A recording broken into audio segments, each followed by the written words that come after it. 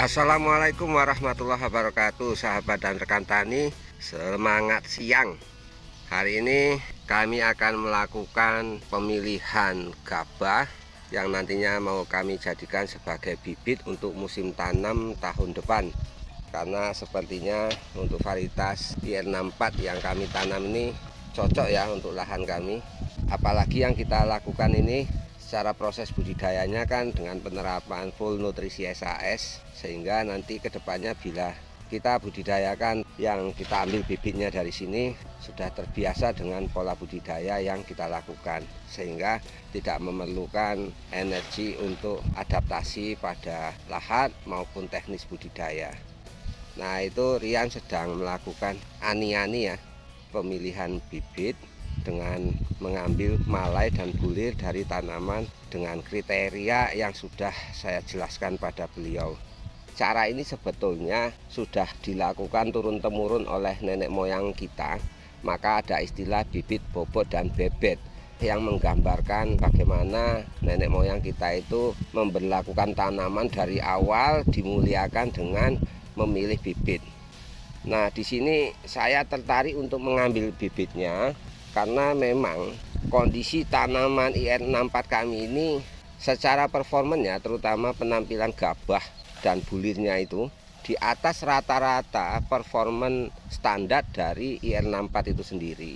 Sebagai contoh, untuk malainya sendiri lebih panjang dari standar rata-rata potensi yang bisa didapat IR64. Di luar itu jumlah bulirnya juga di atas rata-rata 7% dari standar maksimal IR64. Nah, maka ini membuat saya tertarik untuk mengambil bibitnya supaya ada keunggulan dari bibit yang akan kita tanam maupun tanamannya nanti di musim dan tahun berikutnya. Memang kalau kita menggunakan full nutrisi SAS, terutama bila ada penggunaan Salmar dan Dopstar, meskipun tidak signifikan atau tidak terlalu ekstrim, tapi perubahan genetik itu ada. Sebagai contoh, panjang malai dan jumlah bulir serta performan lainnya.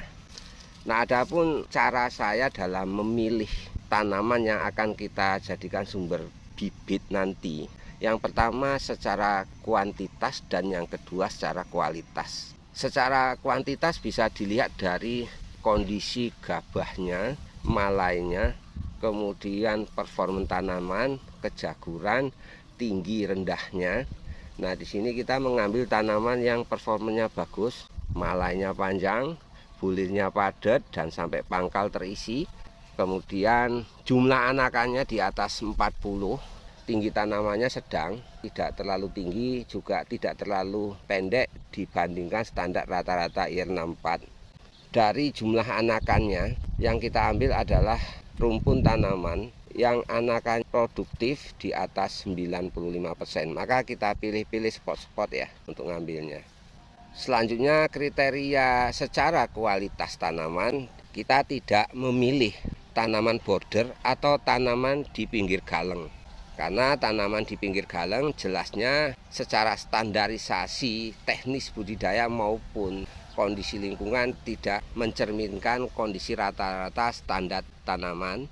Karena tanaman border atau pinggir galeng ini kan tanaman yang cukup dimanjakan dengan kondisi teknis budidaya maupun lingkungan ruang geraknya, di mana mesti bagus kan karena ada faktor jarak tanam yang lebar, keleluasaan sirkulasi udara dan lain-lain. Secara kualitas yang lain, tanaman yang kita pilih yang sampai umur sekarang ini 84 HST tidak menunjukkan gejala serangan patogen hama maupun penyakit.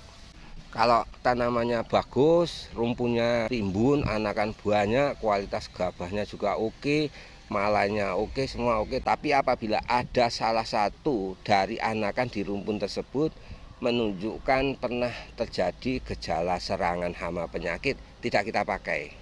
Nah, tujuan kita pilih secara kualitas selain akan meningkatkan daya tahan dan toleransi tanaman atau kekebalannya, nanti juga akan memberikan efek keseragaman. Nah, kemudian dalam satu rumpun itu misalnya ada 40 anakan, yang kita ambilkan rata-rata yang di atas 90% anakan produktif. Dari 90% anakan produktif itu kita pilih lagi.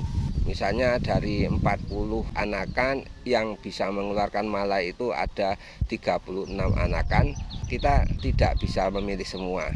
Dari 36 anakan tadi malanya kita pilih lagi, sehingga kedepannya bibit ataupun benih yang kita pilih dan kita tanam menjadi benih yang sangat-sangat unggul, setidaknya dibandingkan dengan standar rata-rata varietas yang kita gunakan, dalam hal ini IR64.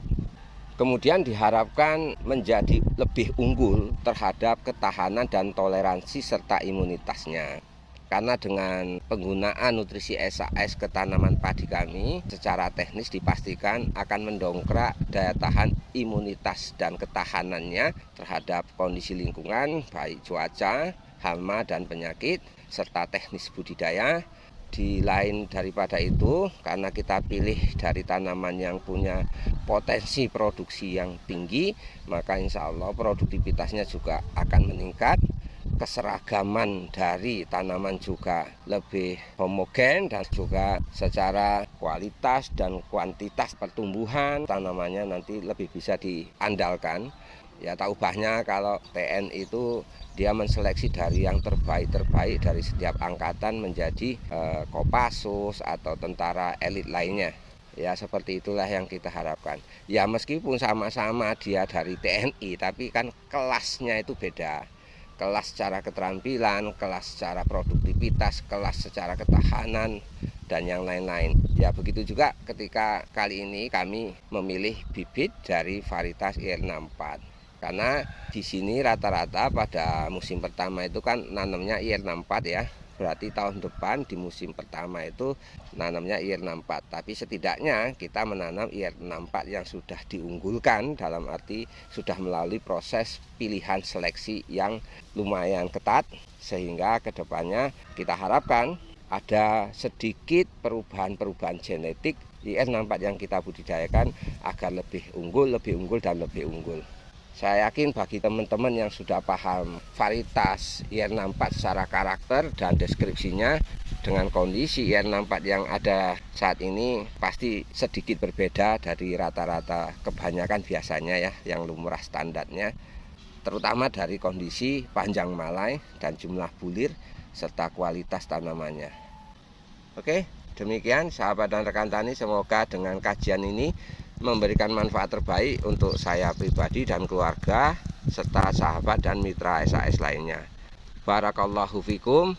Wassalamualaikum warahmatullahi wabarakatuh.